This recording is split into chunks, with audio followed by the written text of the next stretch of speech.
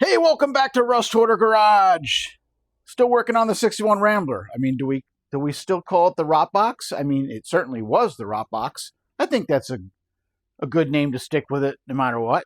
Even though we are, like, moving it forward as, Riddler top 3 street rods ever, I think. Right? So keeping along with that top 3 Riddler street rod build, we're going to do the steering today, and it's going to get spray painted because that's what it needs. And we'll put the steering on, and I still have to replace one tie rod end, but I'm not going to do it until the car is pretty much, at least the chassis, done, because I want the wheels to stay in place so I can replace the tie rod end and the front end alignment stays close. Otherwise, I got to adjust it. Yeah, I don't want to do that. I'm lazy. I don't like to do anything. So I'm going to just do that tie rod after we get everything installed on it. And what else? I think that's going to be it as far as getting it rolling and getting it out of here. It'll still be on the temporary wheels. I'm not putting the permanent wheels on until we're further along. And we still have to do, before the body gets permanently attached, we still have to do all the brake lines, put the proportioning valve back on. I don't think I'm going to run the fuel lines yet until the body is back on and the engine and all that stuff's all back on there. So we got some work to do, but the goal is to get this thing rolling so I can get it out of here, because I need to get back on the body shell and get the bottom of that finished up. So as promised, steering linkage in the steering box, spray bombed. As Henry Ford would say, you can have any color you want, as long as it's black. So that's all done. I did get daring and put a different color on some of the hardware, so we have a little bit of detail before it all falls off the first time it rains. But that's got to dry, and we don't want to waste time here. So here's something else we can do while we're waiting. These front end parts that I bought that came off the S10, for some reason they have these mile-long studs on them. I don't know if he was drag racing and needed lug nuts where the stud had to come through the nut or whatever, but regardless, that's not going to work for me. I have to shorten those down. So the originals were about 7/8 of an inch long. I'm going to shorten them down to 1 inch, and I'll show you why it's going to be 1 inch. The reason the studs are going to end up being 1 inch long is because that's the easiest way for me. Because what I have here is a lug nut, probably off of a 3rd gen F body because it's got threads on it. And it just happens to be 1 inch long. So, spin that down there. That's going to be my gauge to cut the stud with a cutoff wheel. I really don't want to do it with nothing here because I'd like to be able to unthread this after I cut it, which will keep the threads clean. And then I can come back and just put a little chamfer on the end here so it's not so, sharp on the edge. But having a lug nut on there will allow me to cut this, and I don't have to worry about boogering up the threads and not being able to get the lug nut back on. So I am going to use that just like that. I'm going to take my cutoff wheel and cut it right up against that lug nut.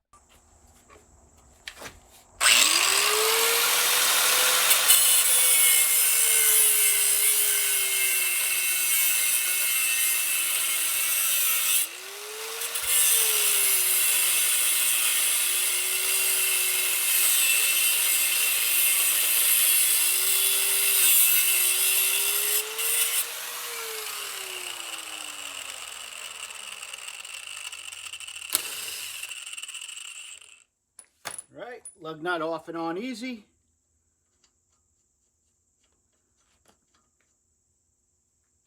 Now, we'll bring this edge down a little bit. All right, now with that shortened up, I'm going to gently take my cutoff wheel and just kind of put a little bit of a chamfer on the end just to make it not so sharp. Do this at your own discretion. This is dangerous. You should not lean on it, push on it. These wheels can break. So I just lightly touch it and just knock the edge off.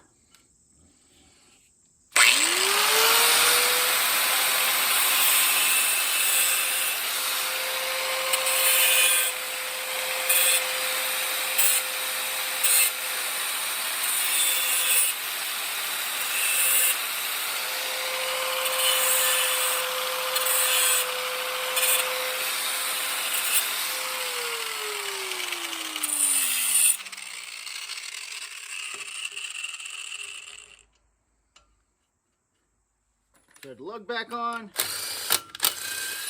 All good.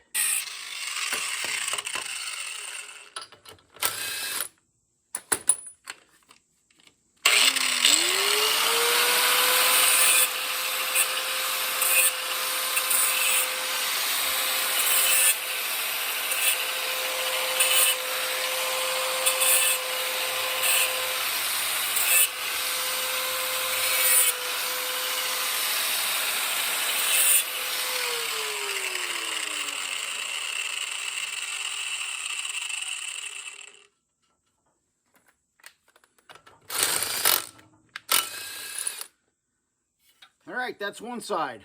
Go knock out the other side. All right, wheel studs are done. That actually didn't take that long, so the paint's not completely dry, but we can touch up later. I don't have time to watch paint dry. That is for sure. So let's get this steering box on first. Get this steering linkage to let me do it. Let's see. What are we crashing into here? Something's not happy. Idler arm, get over here. All right. There we go.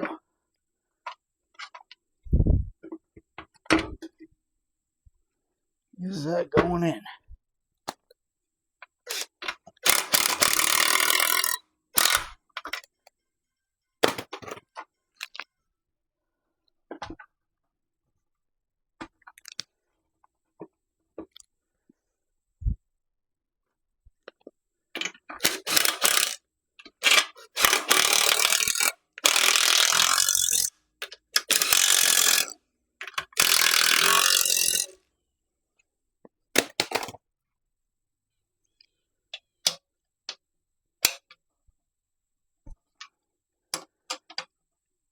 And of course, yes, we have anti-seize on these bolts, so that can get all over everything, as usual. All right, next thing will be the idler arm. Get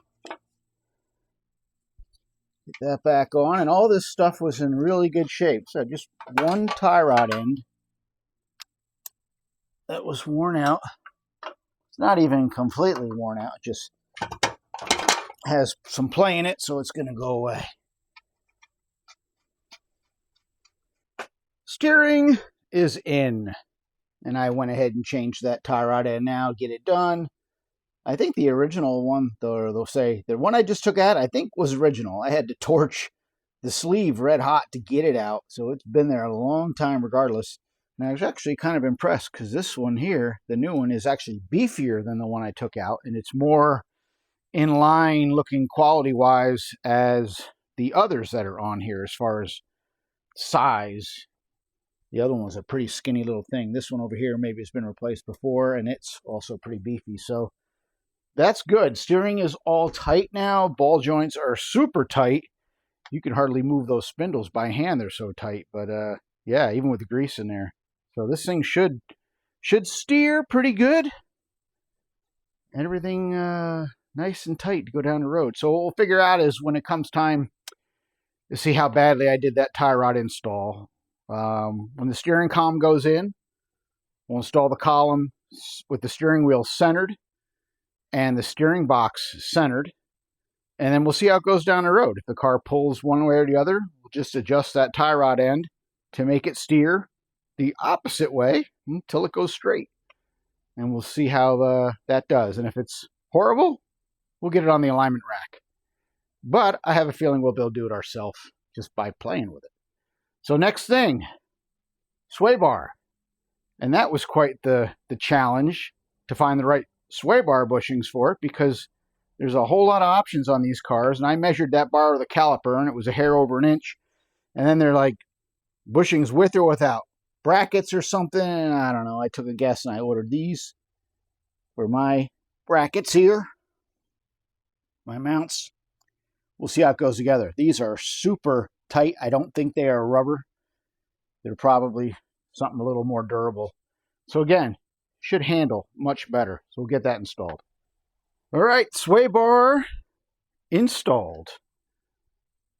New end links, new bushings. They were the right ones, but man, I didn't think they were going to go in, but they did. These are the originals. See how shot they are. Yeah, those new bushings, they're not like rubber like this. You can squeeze this. No, you're not going to squeeze that stuff by hand. Luckily, the bolts that thread into the brackets that hold the bushings are long, because that bracket was sitting down probably a ½ inch below the frame, and I had to use the bolts to thread into the frame and squeeze that all back together. So good thing the frame is solid. Otherwise, that would have pulled right out, and you'd be putting studs in. But that is that. Let's get the wheels on. All right, we'll throw the wheels on.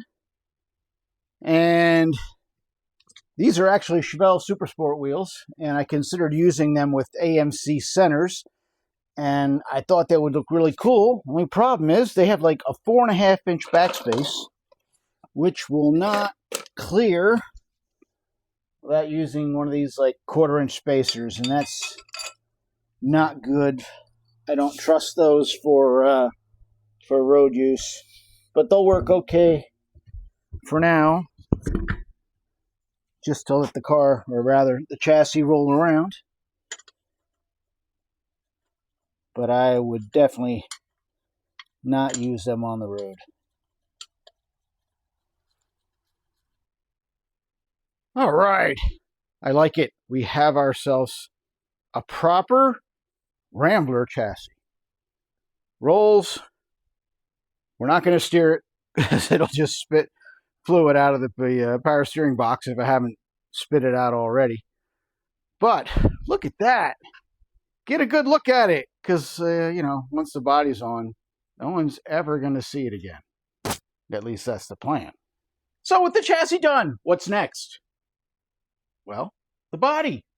And speaking of the body, check it out. I'm not welding on my back. Nope. Look at that. Rambler on its side.